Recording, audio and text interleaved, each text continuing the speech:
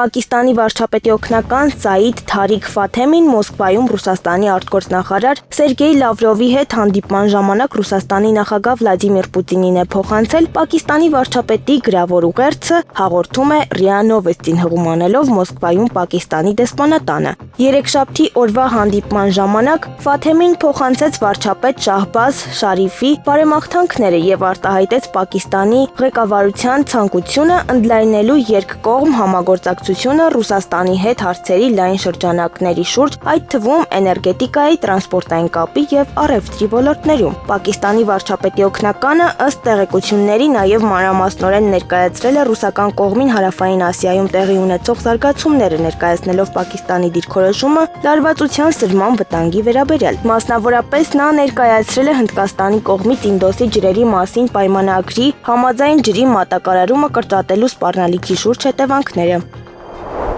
Վլադիմիր Զելինսկիի գրասենյակի ղեկավար Անդրեյ Երմակը Վաշինգտոնում հանդիպել է Ամերիկայի Միացյալ Նահանգների նախագահի Ուկրաինայի հարցերով հատուկ ներկայացուցիչ Քիթ Քելլոգի հետ եւ պատմել նրան հունիսի 2-ին Ստամբուլում Ռուսաստանի հետ կայացած բանակցությունների մասին։ Վաշինգտոնում թիմի հետ միասին ես հանդիպեցի Քիթ Քելլոգի հետ։ Մենք քննարկեցինք ռազմաճակատում տիրող իրավիճակը, Ստամբուլում կայացած հանդիպումների արդյունքները, գրել է Երմակը իր Telegram ալիքում։ Միևնույն ժամանակ Ստամբուլում բանակցությունների նախօրեին Զելենսկու գրասենյակը հույս հայտնեց Քելլոգի կամ ԱՄՆ-ից եւ Եվրոպայից այլ պատվիրակների մասնակցության վերաբերյալ, սակայն պետդեպարտամենտի մամուլի ծառայության ղեկավար Թեմի Բրյուսը հայտարարեց, որ բանակցությունները պետք է անցկացվեն անմիջապես Մոսկվայի եւ Կիևի միջև։ Երմակը Քելլոգի հետ զրույցում նաեւ բարձրացրել է Կիևին ռազմական օգնության հարցը։ Զելենսկին նախկինում բողոքել էր, որ Ուկրաինան պատրաստ է վճարել 15 միլիարդ ԱՄՆ դոլար 10 Patriot համակարգերի համար, սակայն Վաշինգտոնը հրաժարվել է վաճառել համակարգերը։ Եվրամիության կառույցները շարունակում են Ռուսաստանի ներքին գործերին միջամտելու իրենց փորձերը, հայտնել է Պետդումայի անվտանգության հարցերով հանձնաժողովի նախագահ Վասիլի Պիսկարևը։ Խորհրդականի խոսքով Եվրախորհրդարանում հայտարարվել է Ռուսաստանի Դաշնությունում ժողովրդավարական ուժերին աջակցելու հարցի շուրջ արտագաղթողների մասնակցությամբ քննարկումների մասին։ Պիսկարևը նշել է, որ նման միջոցառումներ պարբերաբար անցկացվում են 2024 թվականից ի վեր, ինչպես նաև ԵՄ երկրներում հակառուսական համաժողովներ են անցկացվում։ Պատգամավորը պնդում է, որ Արևմուտքը ֆինանսավորում է այն անձանց, ովքեր աջակցում են Ուկրաինայի զինված ուժերի գործողություններին եւ Ռուսաստանի դեմ պատժամիջոցներին։ Ռուսաստանի Դաշնությունում նման ընդդիմությունը կողմնակիցներ չունի, ընդգծել է նա։ Հնդկաստանի զինված ուժերը պետք է զգոն մնան Պակիստանի դեմ ընթացող սինդուր գործողության պատճառով, հայտնել է Պաշտպանության շտաբի պետ Անիլ Չաուհանը։ Սինդուր գործողությունը դեռ չի ավարտվել, այն շարունակվում է, սա ռազմական գործողությունների ժամանակավոր դադարեցում է, անհրաժեշտ է զգոն մնալ, ասել է Պաշտպանության շտաբի պետը։ Չաուհանը հավելել է, որ Հնդկաստանը չի ցանկանում երկարատև հակամարտության մեջ մտնել Պակիստանի հետ, ասելով, որ մարտերը թանկարժեք են։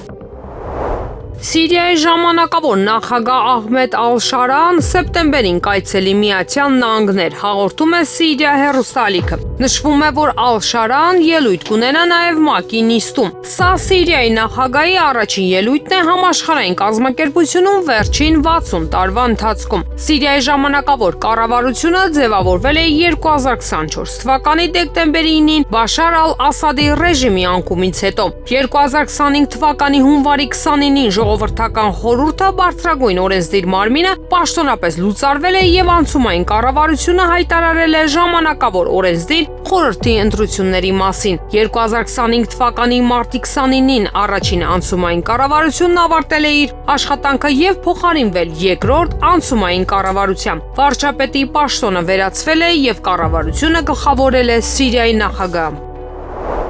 ԱՄՆ նախագահ Դոնալդ Թրամփը նախապես չի տեղեկացվել Ուկրաինայի կողմից Ռուսաստանում գտնվող ավիաբազաների վրա ահաբեկչական հարձակումների ծրագրերի մասին, հայտարարել է Սպիտակ տան մամուլի քարտուղար Քերոլայն Լևիթը, փոխանցում է ՏԱՍՍ-ը։ Նա այդպիսին չէր, ասաց նա, երբ լրագրողների հարցին, թե արդյոք Թրամփը տեղեկացված էր սպասվող հարձակման մասին, նա պատասխանեց. ԱՄՆ նախագահի նախկին խորհրդական Սթիվ Բենոնը հայտարարել է, որ Ուկրաինայի զինված ուժերի կողմից ռուսական ռուսական օդանավակայանների վրա հարձակումները կարող են բացասական հետևանքներ ունենալ Վաշինգտոնի համար։ Քաղաքական գործչի խոսքով, եթե ԱՄՆ-ն ներգրաված է եղել հարվածների պլանավորման մեջ, դա ստեղծում է իրավիճակի սրման ռիսկեր։ Ամերիկացի ձեռնարկատեր Իլոն Մասկը կոչ է արել դադարեցնել Միավորված ազգերի կազմակերպության ՄԱԿ ֆինանսավորումը։ Այսպես է միլիարդատերը մեկնաբանել տեսանյութը, որում ՄԱԿ-ի գլխավոր քարտուղար Անտոնիո Գուտերեշը խոսում է թվային հարթակների օգտագործման մասին մարդկանց մոլորեցնելու եւ ատելություն կազմակերպելու համար։ Այս պատկերները հրապարակած օգտատերը նշել է, որ համաշխարհային կազմակերպությունը իբր պատերազմ է հայտարարել խոսքի ազատությանը։ Կասեցրեք, ՄԱԿ-ի ֆինանսավորումը գրել է Մասկը։ Գերմանիայում Volkswagen AG խմբի ավելի քան 20,000 աշխատակիցներ համաձայնել են վաղաժամկետ դադարեցնել իրենց աշխատանքային պայմանագրերը եւ ստանալ արձակման փոխհատուցում։ Նրանք կհեռանան ընկերությունից առաջիկա 4 տարիների ընթացքում, հաղորդում է Bild-ը, հղում անելով խմբի տնօրենների խորհրդին։ Հրատարակությունը նշում է, որ նպաստի չափը ուղղակիորեն կախված կլինի աշխատակցի աշխատանքային ստաժից։ Միաժամանակ այնտեղ նշված առավելագույն գումարը 400,000 եվրո է։ Կոնցեռնը պլանավորել է կրճատել իր աշխատուժը մինչև 2030 թվականը։ Ավտոմեքենաների պահանջարկի անկման պատճառով այս ժամկետում Volkswagen-ը պլանավորում է կրճատել 35,000 մարդու։ Սկզբում խոսակցություններ էին շրջանառվում Գերմանիայում ընկերության մի քանի արտադրական օբյեկտներ փակելու մասին, սակայն IG Metall արմիությունը հույս ունի խուսափել դրանից։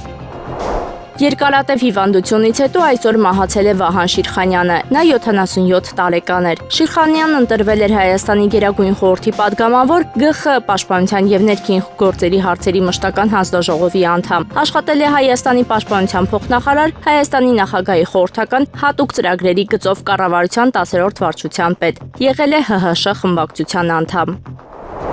Ազգային ժողովի արտաքին հարաբերությունների հանձնաժողովի նախագահ Սարգիս Խանդանյանը հրաժարվել է ընդունել հասարակական քաղաքական գործիչ Էդգար Ղազարյանին, որն ազգային ժողով էր գնացել իմպիչմենտի գործընթացը ներկայացնելու։ Եվրոմեդիա 24-ի հետ զրույցում Էդգար Ղազարյանը նշել է, որ հերթական ՔՊԱ-կանի մոտեցումը համարում է խտրական վերաբերմունք իրանցի նկատմամբ։ Նա նաև անդրադարձել է վարչապետ Նիկոլ Փաշինյանի կողմից եկեղեցին թիրախավորելու հարցին։ Նա կարծում է, որ եկեղեցականները պետք է սթափ գնահատեն իրավիճակը եւ անցնեն ավելի վճռական ու կտրուկ գործողությունների։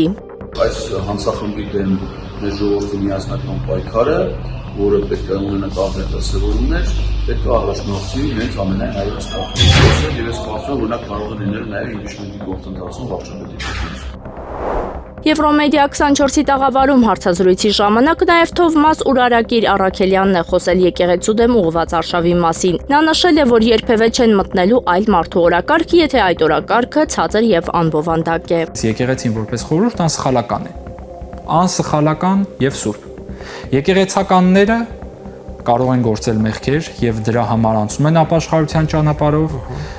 Եկեղեցում կա հատուկ հանձնաժողով, որը զբաղվում է կարգապահական հարցերով եւ դրա իրավասություն ունի բացառապես կարգապահական։ Ուրեմն հանձնաժողովը պետությունը կարող է խառնվել հոգեվորականի կյանքի մեջ միմիայն այն պարագայում, երբ հոգեվորականը մեղք է գործել Հայաստանի Հանրապետության սահմանադրության եւ օրենսդրության առջեւ։ Ընդ որում, եթե խոսում ենք խառնվելու մասին, դա պետք է անի ոչ թե օրվա իշխանությունը, այլ ուժային կառույցները։ Այս դեպքում, եթե եկեղեցականներից մեկը հանցագործություն է արել, դրա մասին պետք է լինի ոչ թե Facebook-յան գրառում, դրա մասին պետք է լինի օրինական ընթացակարգ։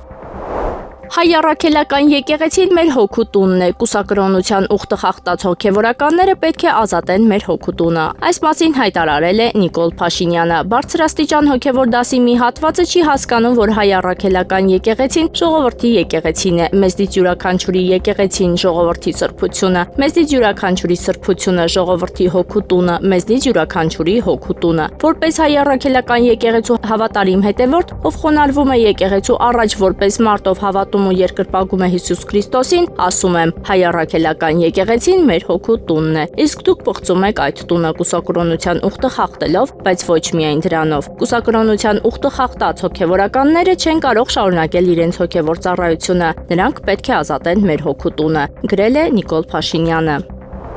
Հունիսի 3-ին Հայաստանում արձանագրվել է արևմտյան նեղոցի տենդ հիվանդության լաբորատոր հաստատված 1 դեպք։ Այս մասին հայտնել են առողջապահության նախարարությունից։ Արևմտյան նեղոցի տենդը հիմնականում մոծակների միջոցով փոխանցվող տրանսմիսիվ վիրուսային հիվանդություն է։ Մարդուց մարդուն վարակը չի փոխանցվում, այն ունի հստակ արտահայտված սեզոնայնություն հունիսից մինչև հոկտեմբեր, պայմանավորված մոծակների բազմացման եւ տարածման համար բարենպաստ պայմաններով։ Վարակված մարդկանց շուրջ 80%-ի մոտ որևէ ախտանշաններ չեն զարգանում։ Կլինիկական ախտանշաններն են գլխացավ, մկանացավ, ցան, հոդացավ, գլխապտույտ, իսկ ծանր դեպքերում մինինգիտ, էնցեֆալիտ, ինչպես նաեւ կենտրոնական կամ ծայրամասային նյարդային համակարգի ախտահարման նշաններ։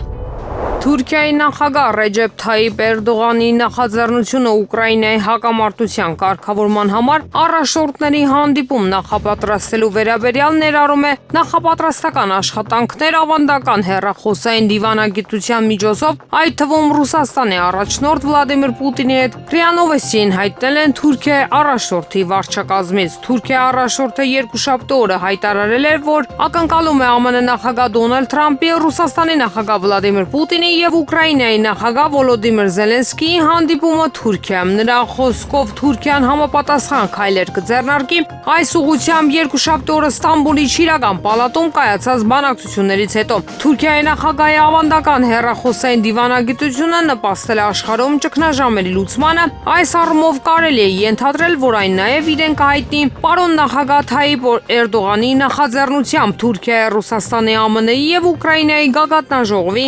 նախապատրաստական աշխատանքների ժամանակ, ասել է գործակալության զրուցակիցը։ Երկուշաբթի օրը Ստամբուլում տեղի ունեցած Ռուսաստանի եւ Ուկրաինայի միջև բանակցությունների երկրորդ փուլը տևել է 1 ժամից ավել։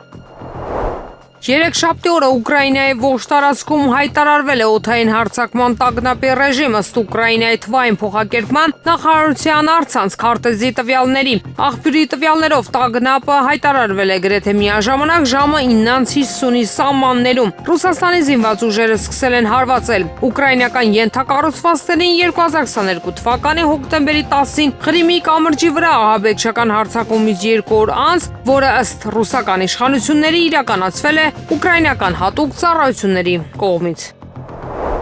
Ուկրաինայի նախագահ Վոլոդիմիր Զելենսկու Airbus A319 ինքնաթիռը մեկնել է ԱՄՆ։ Այս մասին տեղեկանում ենք Flight Away տվյալներից։ Ըստ աղբյուրի ուկրաինացի առաջնորդի ինքնաթիռը լեհական Յասյոնկա օդանավակայանից երկուշաբթի երեկոյան մեկնել է Իռլանդիա, որտեղ կանգ է առել մի քանի ժամով։ Այնուհետև ինքնաթիռը մեկնել է ԱՄՆ ռազմաօդային ուժերի Andrews ռազմաօդային բազա։ Ուկրաինական սրանահրատարակության տվյալներով ԱՄՆ է մեկնել նաև Ուկրաինայի նախագահի գրասենյակի ղեկավար Անդրեյ Երմակը։ Ռուսաստանի Դաշնության անվտանգության խորհրդի փոխնախագահ Դմիտրի Մեդվեդևը Telegram-ի իր ալիքում ասել է, որ ռուսական բանակն ակտիվորեն առաջ է շարժվում ռազմաճակատում եւ կշարունակի առաջ խաղացումը։ Նրա խոսքով վրեժն անխուսափելի է։ Մեր բանակն ակտիվորեն առաջ է շարժվում եւ կշարունակի առաջ խաղացումը, ասել է Մեդվեդևը։ Նա նաեւ նշել է, որ Ռուսաստանի արագ հաղթանակի համար անհրաժեշտ են ռուս-ուկրաինական բանակցություններ Ստամբուլում։ Ռուսաստանի նախագահ Վլադիմիր Պուտինը ի տարբերություն Ուկրաինայի նախագահ Վոլոդիմիր Զելենսկու ճիշտ էր, երբ ասում էր, որ հակամարտության հարցում ժամանակն աշխատում է իր օգտին։ Այս մասին հայտարարել է Հունգարիայի վարչապետ Վիկտոր Օրբանը։ Մեջբերում է 10 քաղաքական գործիչը հիշեցրել է, որ 2024 թվականի ամռանը Կիև կատարած այցի ժամանակ փորձել է համոզել Զելենսկուն համաձայնել հրադադարի, սակայն մերժում է ստացել։ Օրբանի խոսքով Վլադիմիր Պուտինը նույնպես հրաժարվել է իրենից, քանի որ երկու կողմերն ենթադրում էին, որ ժամանակն աշխատում է իրենց օգտին։ Միակ տարբերությունն այն է, որ Պուտինը ճիշտ էր, հայտարարել է Օրբանը։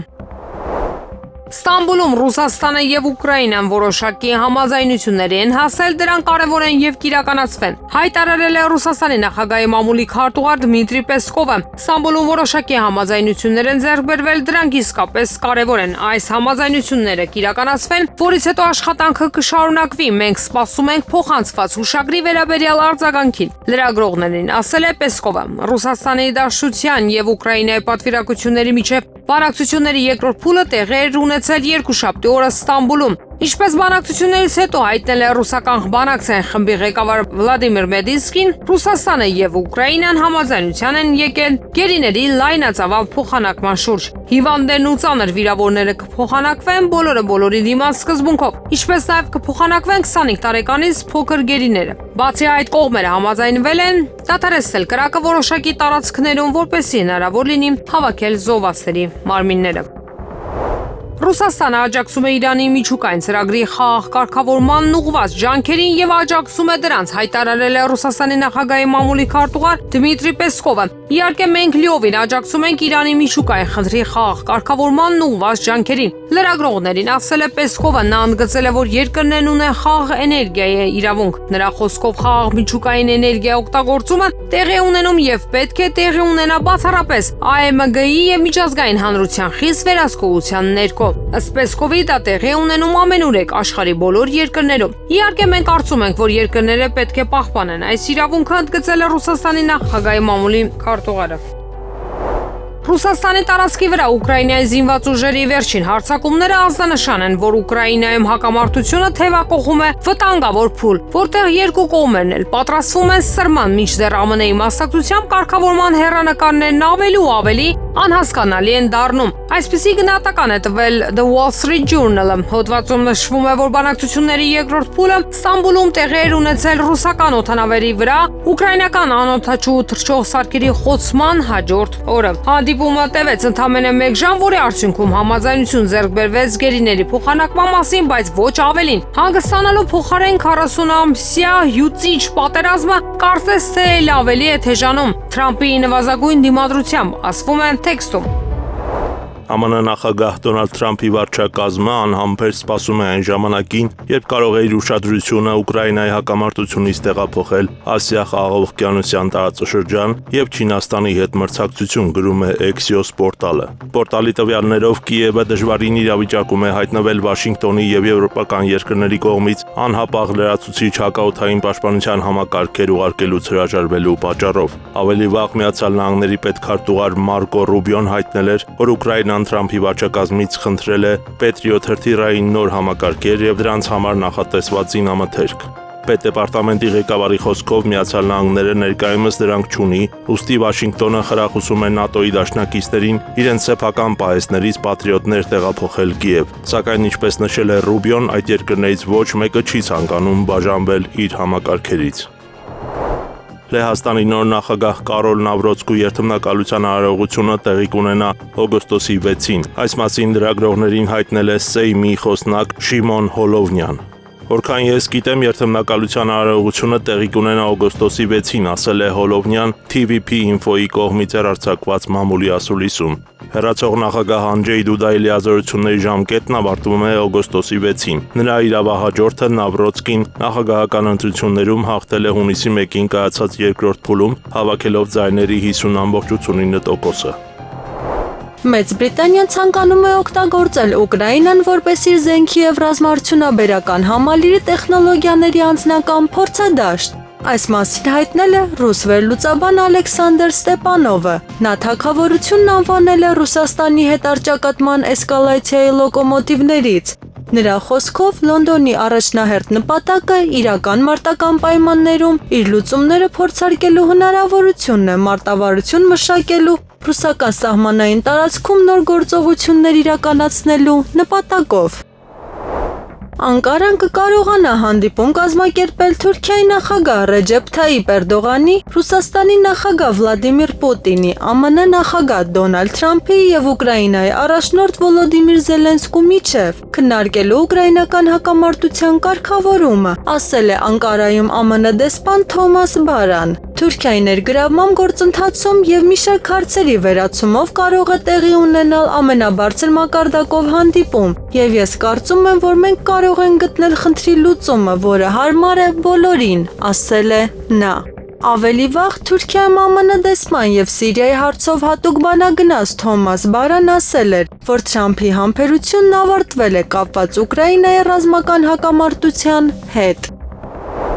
Վրաստանի խորհրդարանի նախագահի հրավերով աշխատանքային այցով Վրաստանում գտնվող Հայաստանի ազգային ժողովի նախագահ Ալեն Սիմոնյանը հանդիպում է ունեցել երկրի խորհրդարանի նախագահ Շալվա Պապուաշվիլիի հետ։ Հայաստանի ազգային ժողովից հայտնել են, որ հանդիպման ընթացքում քննարկվել է միջխորհրդարանական համագործակցությանը վերաբերող հարցերի լայն շրջանակ։ Անդրադարձ է կատարվել տարածաշրջանային զարգացումներին վերաբերող հարցերին, ինչպես նաև երկկողմ հետաքրքրության այլ թեմաներին։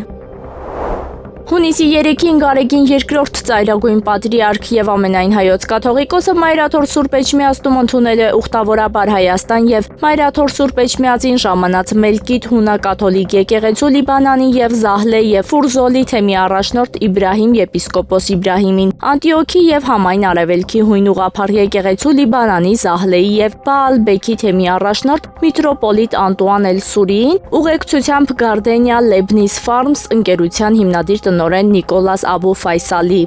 Ամենայն հայոց կաթողիկոսն իր օրհնությունն է բերել հյուրերին գոհունակությամբ անդրադառնալով քույր եկեղեցիների հետ առկա փոխհարաբերություններին։ Իրենց հերթին հյուրերը շնորհակալություն են հայտնել ամենայն հայոց հայրապետին ընդունելության համար, իրենց զորակցությունն ու աղոթակցությունը բերելով հայ եկեղեցուն եւ հայ ժողովրդին։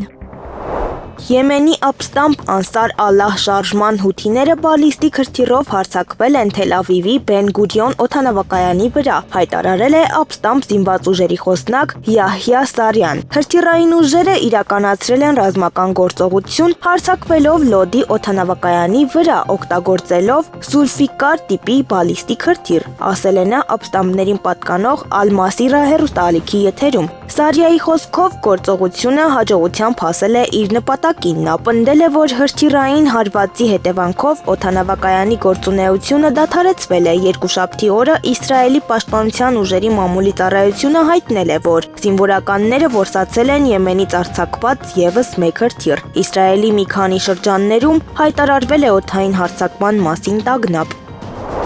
Վաշինգտոնի եւ Թեհրանի միջև միջուկային համաձայնագրի շուրջ բանակցությունների 6-րդ փուլ անցկացնելու հնարավորությունը լուրջ կասկածի տակ է եւ կարող է ընդհանրապես տեղի չունենալ, երկուշաբթի օրը հաղորդել է CNN-ը հղում անելով իր աղբյուրներին։ Դրա խոսքով Իրանը Իսլամական Հանրապետության միջուկային ծրագրի վերաբերյալ ԱՄՆ նոր առաջարկը համարել է անհամատեղելի, անիրատեսական եւ չափազանց պահանջներ ներկայացնող։ Ամերիկացիները անընդհատ փոխում են իրենց դիրքորոշումը եւ սա մինչ օրս հաջող բանակցությունների հիմնական խոչընդոտն է եղել եւ աշխատանքն ավելի է դժվարացնում, քան երբևէ։ CNN-ին ասել է անանուն բարձրաստիճան Իրանի պաշտոնյան։ Նա նաեւ ուշադրություն է հրավիրել այն փաստի վրա, որ ԱՄՆ առաջարկը տարբերվում է կողմերի միջև նախկինում ձեռք բերված պայմանավորվածություններից։ Այս տեքստը ուղղակիորեն հակասում է բանակցությունների 5-րդ փուլի ընթացքում մեր կողմից ձեռք բերված վերջին համաձայնագրին, ասել է նա։ Սպիտակ տունը ներկայացրել է Միացյալ Նահանգների նախագահ Դոնալդ Թրամփի թարմացված դիմանկարը։ Այս մասին հաղորդվել է Սպիտակ տան X-ի պաշտոնական էջում։ Հենց նոր հրապարակվել է նոր պաշտոնական դիմանկար, ասվում է հայտարարության մեջ։ Այն պատկերում է Թրամփին սև ֆոնի վրա, որի խորապատկերին բացակայում է ամերիկյան դրոշը։ Միացյալ Նահանգների 47-րդ նախագահի փոխկապը նույնպես կապույտից փոխվել է կարմիրի։ Փոխնախագահ J.D. Vance-ի եւ առաջին տիկին Մելանիա Թրամփի դիմանկարները չեն փոխվել։ Մեծ Բրիտանիան պլանավորում է ավելի մեծ դեր ստանձնել ՆԱՏՕ-ի միջուկային զսպման գործում մտահոգությունների ֆոնին, որ ԱՄՆ հետաքրքրությունը եվրոպական պաշտպանության նկատմամբ կնվազի նախագահ Դոնալդ Թրամփի օրոք երեքշաբթի օրը հաղորդել է Bloomberg-ը հղում անելով իր աղբյուրին։ Կառավարությունը ուսումնասիրում է նոր հնարավորություններ, ինչպիսիք են միջուկային մարտական ունակությամբ կործանիչները, որպես Մեծ Բրիտանիայի միջուկային ներդրումը Հյուսիսատլանտյան դաշինքի կազմակերպությունում մեծացնելու ծրագրերի մաս, գրում է գործակալությունը։ Սա կլրացնի Մեծ Բրիտանիայի Trident միջուկային զսպման ծրագիրը թարմացնելու, միջուկային մարտագլխիկների արտադրության մեջ 15 միլիարդ ֆունտ ստերլինգ, մոտ 20 միլիարդ դոլար ներդնելու եւ 12 նոր միջուկային սուզանավեր կառուցելու ծրագրերը, ասվում է հոդվածում։ ԱՄՆ նախագահ Դոնալդ Թրամփը հայտարարել է, որ երկրի զինված ուժերը պատմության մեջ աննախադեպ տեմպերով են համալրում իրենց զենքի զինանոցները։ Ես հենց նոր հիանալի զրույց ունեցա մեր զինված ուժերի ղեկավարության հետ։ Սա մեր ունեցած ամենաուժեղ բանակն է, ներառյալ այն փաստը, որ մենք զենք ենք կուտակում այնպիսի տեմպերով, ինչպիսին մեր երկիրը երբեք չի տեսել։ Գրել են նա Truth Social-ում, հավելելով, որ հույս ունի, որ իրենք երբեք ստիպված չեն լինի դրանք օգտագործել։ Գազայի հատվածի հարավում գտնվող մարդասիրական օգնության բաշխման կենտրոնի վրա Իսրայելի կողմից հասցված ավիահարվածի հետևանքով զոհվել է ավելի քան 20 մարդ, հայտնում է կատարական Al Jazeera հեռուստաալիքը։ Իսրայելցի զինվորները կրակ են բացել Ռաֆահում գտնվող մարդասիրական օգնության բաշխման կենտրոն հասնել փորձող քաղաքացիական անձանց վրա, որը գտնվում է Եգիպտոսի հետ սահմանի մոտ գտնվող հարավային Պաղեստինյան անկլավում։ Հարձակման հետևանքով զոհվել 23 մարդ, վիրավորվել ավելի քան 200-ը։ Մարտի 18-ին Իսրայելի բանակը վերսկսեց ռազմական գործողությունները Գազայի հատվածում, սկսելով զանգվածային հարվածներ անկլավի դեմ եւ այսպիսով խաթարելով այս տարվա հունվարին հաստատված հրադադարը։ Իսրայելի վարչապետ Բենյամին Նեթանյահուի գրասենյակը սա բացատրեց նրանով, որ արմատական Պաղեստինյան շարժում Համասը մերժեց միջնորդների եւ ԱՄՆ նախագահի հատուկ դեսպանորդ Ստիվեն Ուիթքովի կողմից բանակցությունների ընթացքում ներկայացված առաջարկները, նշելով, որ այդ հատվածում գործողության նպատակը բոլոր պատանդներին ազատ արձակելն է։ Արմատականները ռազմական գործողությունների վերսկսման համար մեղադրեցին Իսրայելին եւ ԱՄՆ-ին։ Վոլոդիմիր Զելենսկիի գրասենյակի ղեկավար Անդրեյ Երմակը կմեկնի Ամերիկայի Միացյալ Նահանգներ Ստամբուլում Ռուսաստանի եւ Ուկրաինայի միջև բանակցությունների երկրորդ փուլի ավարտին ընթരാճ։ Այս մասին հայտնում է RBC Ukraine գործակալությունը հղում անելով իր աղբյուրին։ Գործակալությունը չի նշում այցի նպատակը, ինչպես նաեւ այն, թե Երմակում հետ է հանդիպումներ նախատեսել։ Բացի այդ, հայտնի չէ նա միայնակ է թռչում, թե պատվիրակության հետ։ Հունիսի 2-ին Ստամբուլում տեղի ունեցավ Ռուսաստանի եւ Ուկրաինայի միջև վերսկսված ուղիղ բանակցությունների երկրորդ փուլը։ Հանդիպումը տևեց 1 ժամից մի փոքր ավելի։ Պատվիրակությունները շփվեցին ռուսերենով, կողմերը փոխանակվեցին փաստաթղթերով, որոնցում ներկայացվեցին հակամարտության կարգավորման իրենց տեսլականները։ Հարվարդի համալսարանը դատարանին խնդրել է ապասառեցնել ԱՄՆ վարչակազմի կողմից սառեցված $2.5 միլիարդ ֆինանսավորումը, անվանելով ամենահին համալսարանի դեմ նման գործողությունները անօրինական, հաղորդում է Reuters-ը։ Հարվարդի ԱՄՆ վարչակազմի դեմ Բոստոնի ԱՄՆ շրջանային դատարան ներկայացված հայցի համաձայն ապրիլի 14-ից ի վեր համալսարանը ստացել է 957 հրաման սառեցնելու ազգային անվտանգությանը սպառնացող վտանգների, քաղցկեղի բուժման եւ արագիչ հիվանդությունների հետ կապված հետազոտությունների ֆինանսավորումը։ Համալսարանի դեմ գործողությունները կապված են Սպիտակ տան պահանջների ցանկի մերժման հետ, ասվում է փաստաթղթում։ Դպրոցներում թմրամիջոցների տարածումը հոգեկան վնաս հասցնող խաղերը ահագնացող տեմպերով տարածվում են ստանում։ Եվրոմեդիա 24-ի հարցին, թե ինչ կանխարգելիչ միջոցառումներ են իրականացնում, Երևանի քաղաքապետարանի մամուլի խոսնակ Հայկ Կոստանյանը նշել է, որ տեղյակ են խնդրից եւ զբաղվում են դրանցով։ Մեր հանրակրթության վարչության կողմից կարելի ասել ամենօրյա կտրվածքով, թե տնօրենների մակարդակով, թե բնականաբար դպրոցների այլ աշխատակիցների միջոցով ինտենսիվ աշխատանքներ են իրականացնում ոչ միայն երեխաների շրջանում, նաև ծնողների հետ են պարբերաբար այդ տեսակ շփումներ ունենում եւ նաև համապատասխան իրապահ մարմինների մեր գործընկերների հետ են համագործակցում, որպեսզի կանխարգելիչ եւ ոչ միայն կանխարգելիչ միջոցառումների միջոցով հնարավորինս հանրակրթական հաստատությունները զերծ պահեն ձեր կողմից մատնանշված խնդիրներից։ Բաքվում տեղի է ունեցել Արցախի նախկին ռազմաքաղաքական ղեկավարների դատական ֆարսը։ Հայկական կողմի հասցեին մեղադրանքներ են հնչել 2020 թվականի 44-օրյա պատերազմի ժամանակ ադրբեջանական քաղաքները իբր գնդակոծելու վերաբերյալ։ Ելույթ են ունեցել իբրև թե տուժողները։ Աղանդավորների մասին լսել եք մի թթու կծու խոսք ասեն, մենակ եկեղեցուն են քննադատում։ Այս մասին Եվրոմեդիա 24-ի տաղավարում հարցազրույցի ընթացքում ասել է կամուրջ քաղաքացիական նախաձեռնության համահիմնադիր Արման Աբովյանը։ Նա նշել է, թե ինչ խնդիր է ուզում լուծել Նիկոլ Փաշինյանը եկեղեցու դեմ արշավով։ Դուք լուրջ հավատում եք, որ Նիկոլ Փաշինյանը տենց մտահոգված է եկեղեցու առողջացմամբ։ Իհարկե ոչ։ Սա լուծվում է նաև երկրորդ հարցը, բացի գլոբալ թուրքեր եւ ադրբեջանցիների ուղիղ հրահանգը կատարելու, այս մարդիկ նաև լուծում են հետեւյալ խնդիրը։ Նախկինում մեղավոր էին նախկինները, հետո կոռուպցիոներները, հետո ռուսները, հիմա եկեղեցին, հասկանում եք, այսինքն բոլոր գործընթացները նախընտրական ինքը նեգատիվի վրա է կառուցում։ Քաղաքացիական պայմանագիր կուսակցությունը պոզիտիվի վրա չի կարող ոչ մի բան անել, ինքը պետք է նեգատիվի վրա մարդկանց գժվցնի, գազազացնի, իրար դեմ հանի։ Առաջ Ղարաբաղցի հայաստանցի թեզն էին խաղացնում, վիժվածքացին, անբարոյական, լկտի, բայց ստացվեց ինձ մոտ տասնյակ տարիների ընթացքում մարդկանց մեջ այդ թույնը ներարկել։